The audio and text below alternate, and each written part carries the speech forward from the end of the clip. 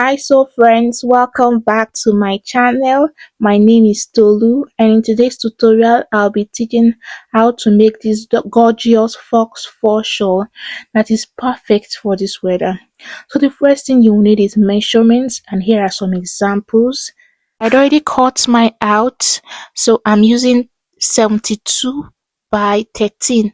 Same thing on the lining too, satin lining 32 by 17. You also need a brush, a knit brush, because instead of iron on a fur fabric, it's best you use brush to smoothen things out. I'm also using this small vacuum to keep my space clean. And then you need your tape measure, your scissors, a pen, and a curved rulers and a pen. Then pins. Yeah, you need lots of pins for this.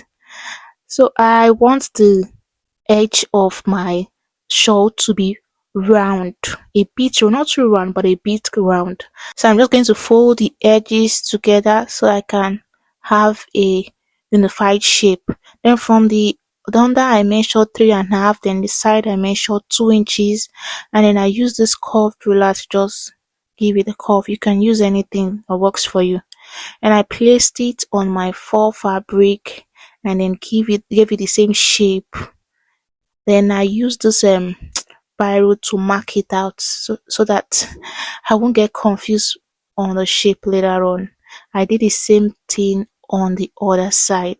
Shawl I'm making has a pull through, and in order to make the opening, I divided my shawl into 4. So 17 into 4 gave me 18. So from that 18 inches, I also marked the center of the shawl, that is the width divided by 2, and then from there I marked out 4 inches downwards because I want my shawl to be the shawl opening, to just be 4 inches. I feel that's fine for me. Then on both sides I marked out 0.25 on both sides of that line. This is because I don't want it to be too wide. The next step is to place the right side of your fur on the right side of your satin, both right sides facing each other. While I was doing this, I didn't know it wasn't recording, so I'm just showing you what I'm doing. Then I pin. Please pin your starting point first before you start pinning the sides of the opening. Please pin before you sew. Now I'm just going to sew on the line. If you can make your smaller, like not up to half inch, please do. Then you remove the pins and then measure from the starting point there, measure 0.75 upwards. The other side to measure 0.75 upwards, downwards, before you start cutting. You are cutting on the first line you made the other time. Now when you get to the 0.75, give a notch to the edge. Don't go through your sewing, please. Just very close to your sewing. And the next thing is to turn your satin lining out. You just push it, put it into the hole, and that's all. So the next thing is to brush the fur. Instead of ironing here, we make use of the brush to lay it well. Then the next thing we're going to do is to turn the sides. In order to do that, you just face right side of your fur to the right side of your satin lining and pin. Now the mark I made earlier on is going to be my starting point on the pinning. But if you look closely, you see that the edge is bulky, and that's not nice. So in order to help that, we are going to brush it down. Be patient with yourself here. Brush it down, otherwise the edges will be too bulky. Then we pin, you brush it down, and you pin. It helps the side to be slim, so when you are done, you don't have a bulky side. Just lays out very well. You just brush and pin, just continue pinning clockwise. Now when you get to a point where it gets hard, to pull through, just stop there.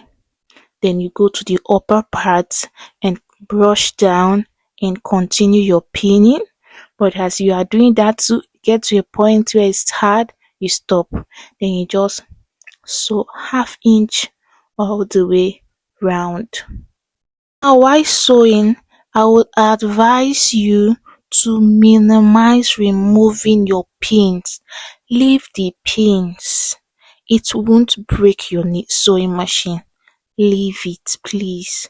But if it is the thick ones, you can remove it, but please leave your pins. It helps not to make the satin lining wider.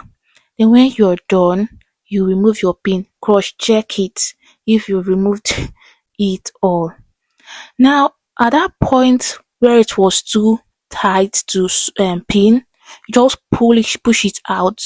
You see the opening, so that opening will help you push your fabric out. Just dip your hand inside and then bring out the upper part.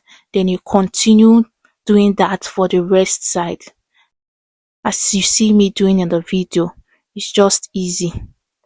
So after doing that, we are going to brush. Instead of ironing, we brush all the sides out.